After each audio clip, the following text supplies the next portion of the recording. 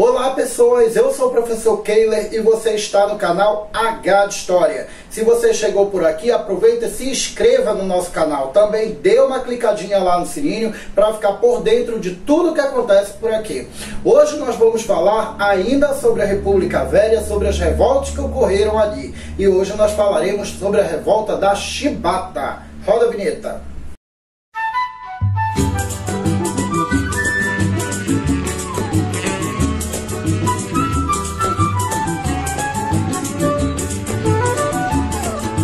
Nós falaremos no vídeo de hoje sobre a revolta da Chibata. Essa revolta vai acontecer em 1910 no Rio de Janeiro, a capital do país. E ela vai acontecer logo em seguida a posse então do presidente da República, o Marechal Hermes da Fonseca.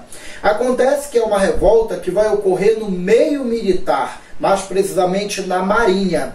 A Marinha, durante aquele período, ainda era chamada de Armada. Na verdade, desde o Império, a Marinha era chamada assim. E aí nós teríamos, então, nessa corporação, desde o Império, ela tem um grande prestígio, ela tem, então, uma grande visibilidade, ela, além de ser privilegiada, ela também é muito respeitada e também leva em consideração que ela sempre foi uma corporação ligada aos assuntos políticos. No entanto, a gente percebe que dentro dessa marinha existe uma hierarquia e essa hierarquia divide então ali a alta patente, geralmente composta por pessoas brancas, de uma origem de elite e que por sua vez assumiam cargos e ganhavam soldos muito bem visíveis e ao mesmo tempo muito bem expressivos dentro da corporação. Por outro lado, nós temos então aqueles sujeitos que são praticamente ali a baixa patente dessa corporação, aquele grupo que está mais abaixo, que era composto em sua maioria de pessoas que vinham de origens pobres, geralmente moradores da favela, e que em muitos casos eram filhos de ex-escravos, na sua maioria negros, quase que 100%, e que a gente vai verificar que estavam submetidos a uma condição bem diferenciada dentro dessa corporação. Em geral, eles se rebelavam, a gente verifica que há muita insubordinação, haja vista também que uma boa parte dessas pessoas que fazem parte dessa categoria da Marinha, desse momento, esse plano da hierarquização, eles também eram recrutados à força. Não era à toa e não era também muito difícil entrarem nas casas e pegarem os únicos filhos homens que tinham ali e levar para essas corporações. Então, vez ou outra, havia insubordinação. O outro elemento também é que, embora a Marinha seja uma corporação de grande pompa, a gente ainda percebe que seu código é anacrônico, o seu código de posturas e penalidades ainda é um resquício daquela mentalidade escravocrata que tinha a Marinha, de uma mentalidade escravocrata que ainda possuía a elite branca desse país. E aí a gente percebe então que no seu código de penalidades, para as penas mais leves, a gente teria então os marinheiros sendo castigados com prisão em solitária, que durava ali 5 a 6 dias e eram alimentados a pão e água quando eram alimentados, dependendo da falta que eles teriam cometido. Mas o mais interessante é que a gente percebe que ainda existia dentro da Marinha uma atitude que ainda era muito visível ali, muito frequente, que era a aplicação das chibatadas. Aliás, castigos físicos, como o bolo ou qualquer outra agressão física, era muito comum, mas a chibatada, ela estava no código. Inclusive, era estabelecido, apenas mais graves eram aplicadas 25 chibatadas. E isso daí, para os marinheiros dessa patente, isso significa uma humilhação, isso significa um maltrato, isso significa necessariamente uma condição de tratamento que não é muito boa.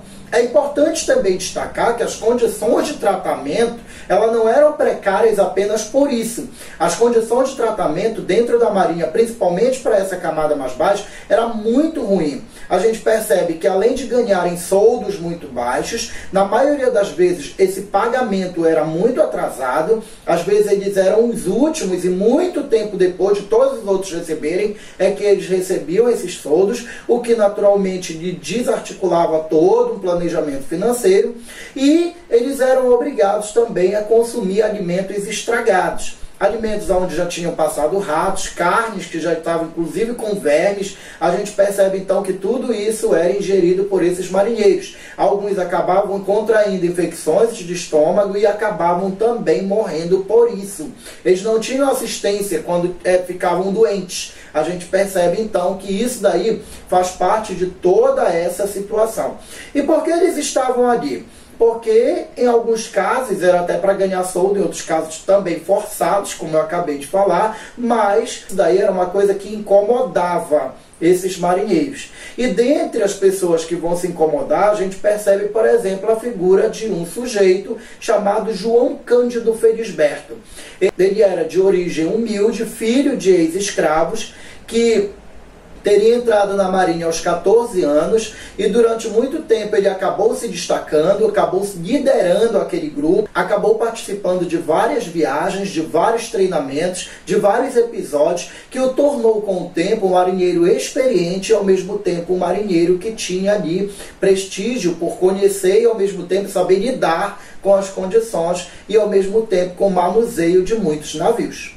Ele era então uma figura muito benquista entre os marinheiros da sua categoria, que acabou então tendo a liderança desse grupo. Era muito respeitado, muito benquisto também e reconhecido em alguns casos pela alta oficialidade dessa marinha.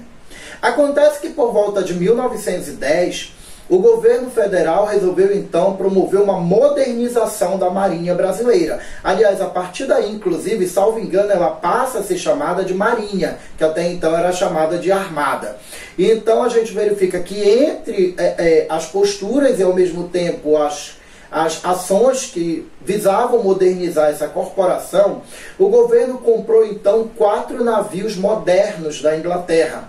Comprou então 4 encouraçados, navios de grande porte, navios de alto teor bélico, que eram também chamados inclusive de dragões do mar. E esses navios então chegaram aqui no Brasil. E o que é interessante também, que na chegada eles foram recepcionados, foram bem recebidos, e os 4 foram batizados de Deodoro, outro seria Bahia, Minas Gerais e São Paulo. O Minas Gerais é exatamente o navio que vai ser comandado pelo João Cândido. Esses navios possuíam uma tecnologia bélica que até então não se via aqui no Brasil. Já era comum em outros países, mas aqui no Brasil isso era muita novidade. A gente verifica então que entre as táticas bélicas a gente percebe canhões de longo alcance, metralhadoras giratórias, canhões giratórios na verdade, em torres. O Minas Gerais, por exemplo, ele tinha por volta ali de mais de 80 canhões que poderiam então atingir alvos a longa distância com alto poder destrutivo.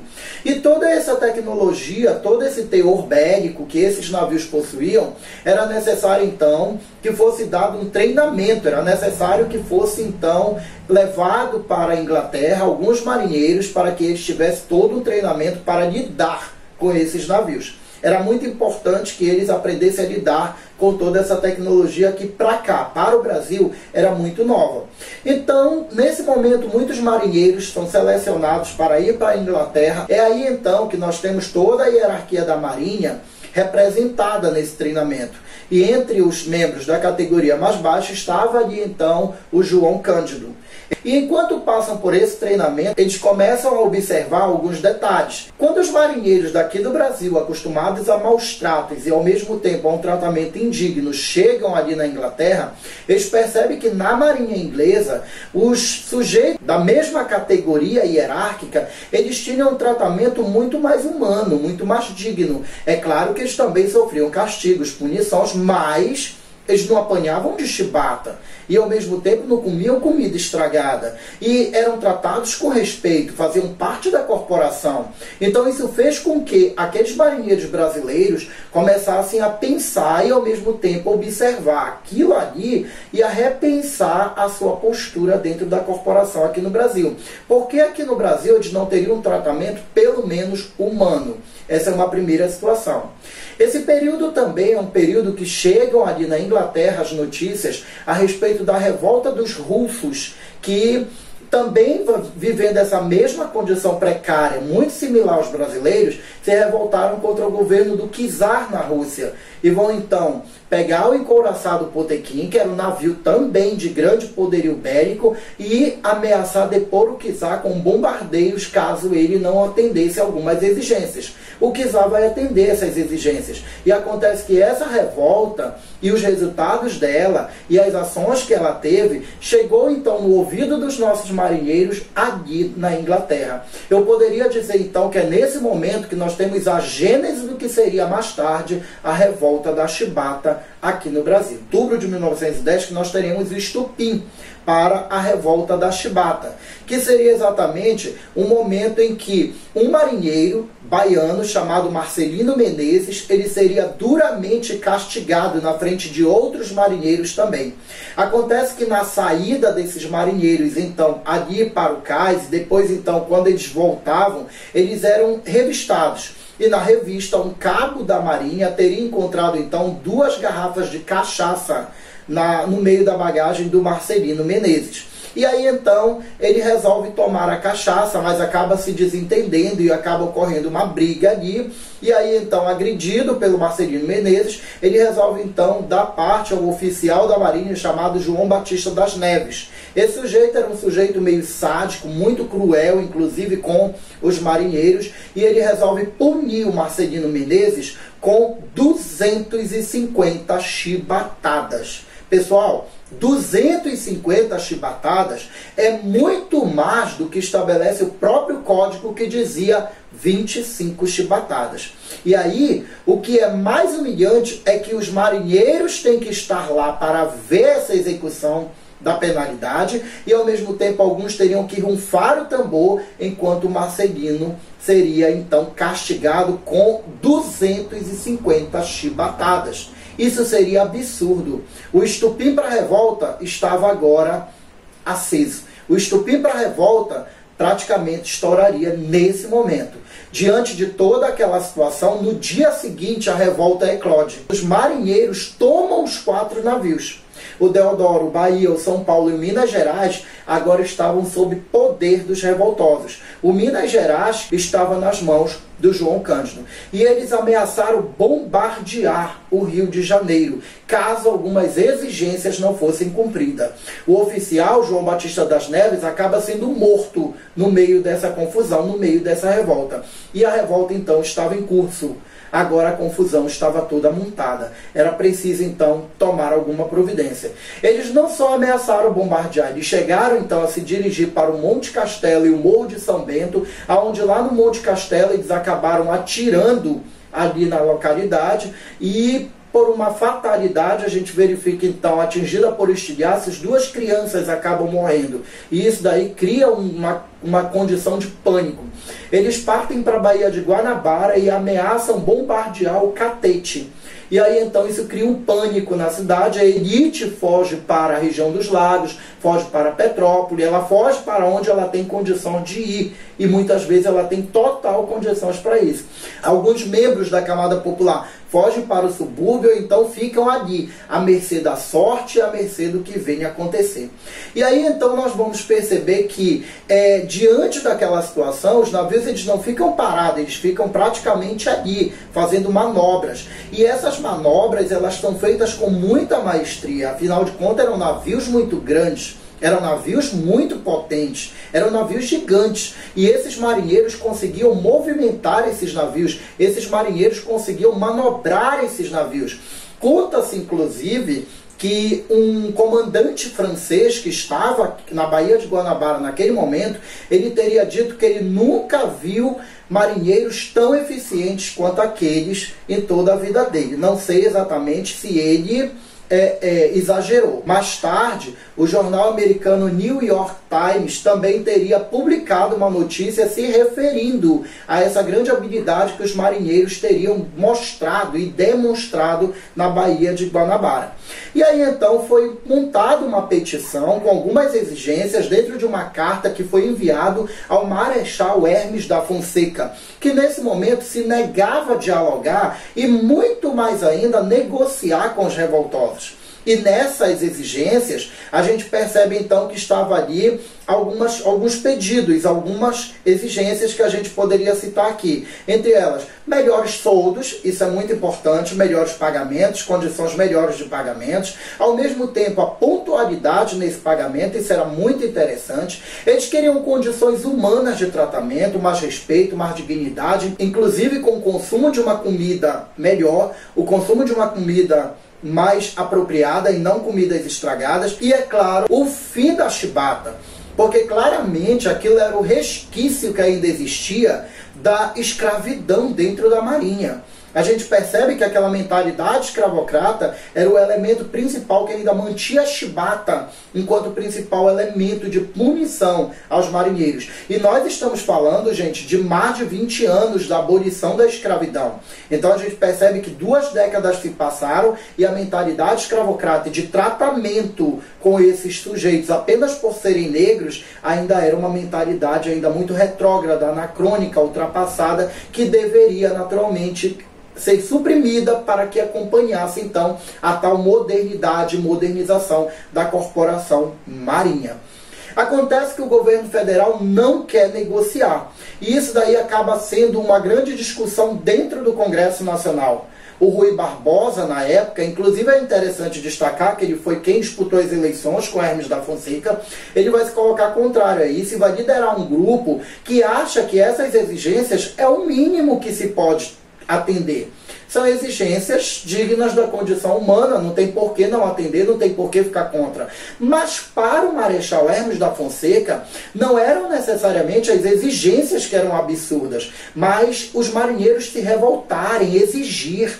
Aliás, são um bando de pretos, de pobres, que não tem origem nobre, familiar, e que ao mesmo tempo era a baixa patente da Marinha. Essas pessoas deveriam se conformar com o que era de dado e não necessariamente fazer exigências. E é essa mentalidade que faz com que o Hermes da Fonseca ele bata de frente diante das exigências dos marinheiros, melhor dizendo.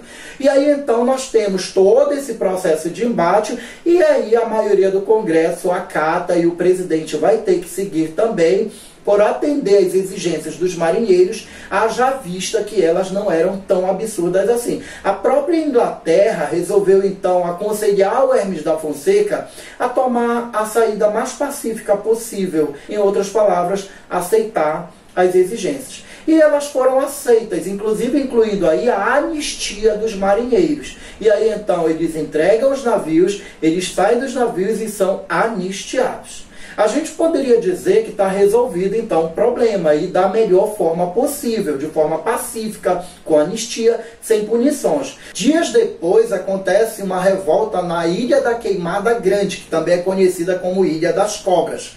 E dessa revolta o João Cândido não participou. Essa revolta é de um outro grupo. E o governo então se aproveita da situação, aproveita então da revolta lá na Ilha das Cobras para voltar atrás nas suas decisões. Ele baixa um decreto revogando todas as decisões que foram tomadas até então. E também decreta a prisão de João Cândido.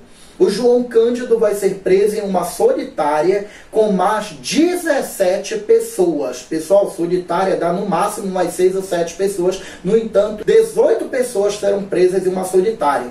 E nessa solitária eles tinham lavado com cal.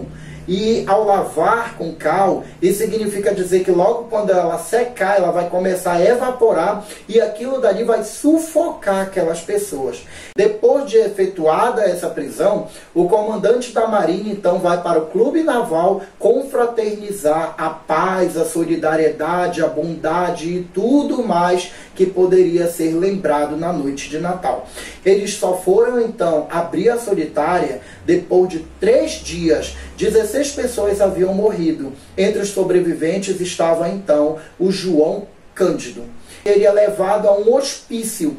Isso daí tem uma razão de ser, porque ele acabava então tendo alguns surtos, dizendo que ouvia e via os amigos dele pedindo socorro. E isso daí na verdade era um trauma, mas isso daí foi um motivo para internarem eles no hospício, que seria o Asilo dos Alienados. No entanto, lá no Asilo dos Alienados, todo examinado então pelos médicos locais, ele viria a ser então liberto em 1911, no ano seguinte, com um laudo de que ele não era louco, mas ele estava traumatizado com tudo aquilo que havia acontecido. Para punir os revoltosos, muitas pessoas, mais de 1000 pessoas, serão expulsas da Marinha. Desses soldados que fizeram parte das duas revoltas, eles serão enviados para o Acre para trabalho forçados aqui na região amazônica. E o que é interessante é que eles não vêm sozinhos, eles vêm acompanhados de ladrões, de meretrizes, de cafetões e de uma série de outras pessoas que tinham desvio de conduta